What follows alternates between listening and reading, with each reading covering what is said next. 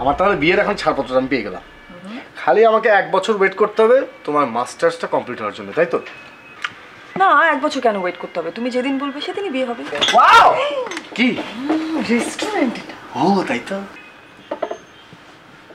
তাহলে আমি আম্মার সাথে কথা বলে ফেলি। তুমি না তোমার আম্মার সাথে কথা বলো না? অনু আছে না, অনুর হয়ে আম্মার সাথে কথা বলে ফেলবো, তুমি তোমার আব্বা আমার সাথে কথা বলে ফেলো। কি বললে তুমি? হ্যাঁ, আমি আম্মার সাথে কথা বলে ফেলতেছি, তুমি তোমার আব্বা আম্মার সাথে কথা বলে ফেলো। এ রিনা, রিনা কি হলো? হ্যাঁ রিনা, রিনা তুমুল এত বড় ভুল করলো কিভাবে? ও কি তবে শর্ত দুটো ভুলে গেছে? আমার ভালোবাসার একটা মাত্র শর্ত আমার কি ওকে মনে করিয়ে দেওয়া উচিত? না না না, মনে করাবো না। কেন মনে করাবো? ও যদি আমাকে সত্যিকারে ভালোবাসে তবে নিশ্চয়ই ওরই মনে পড়বে যে ও কি ভুল করেছে। তবে প্রথমবারের মতো ওকে বোধহয় ক্ষমা করা যায়।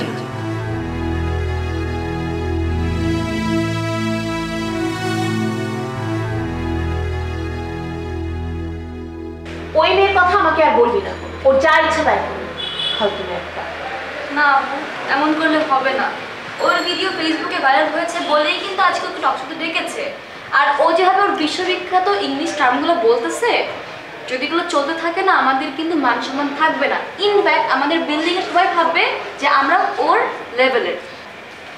তোর যা বলার রিনা আপুকে বলিস, ঠিক আছে? তোদের এই রিনা আপু কোথায়? কিরে রিনা, তুই আজকে রিহার্সেলেও গেলি না? তুমুল ভাইয়ের সাথে দেখা করবি বলি ভার্সিটি থেকে বেরোয়, তারপর তো তোর কোনো খোঁজই নেই। কি হয়েছে মামা?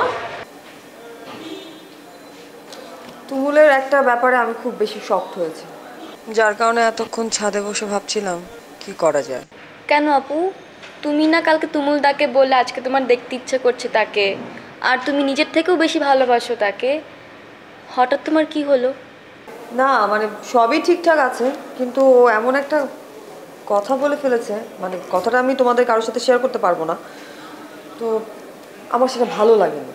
আমি অনেকক্ষণ ধরে ঘুরে ঘুরে ভাবলাম কি করব, মানে ডিসিশনটা কি নিব, ওকে কি মাফ করে দিব নাকি ওকে আমি পানিশমেন্ট দিব। পরে আবার ভাবলাম যে ফার্স্ট টাইম অ্যান্ড লাস্ট টাইমের জন্য আমি ওকে মাফ করতেই পারি, তাই ভাবলাম মাফ করে দিই। কি বলিস?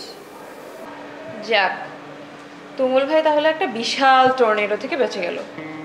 তো বেচারাকে যে মাফ করে দিয়েছিস, কথাটা কি জানিয়েছিস? নিশ্চয়ই সে টেনশনে অজ্ঞান।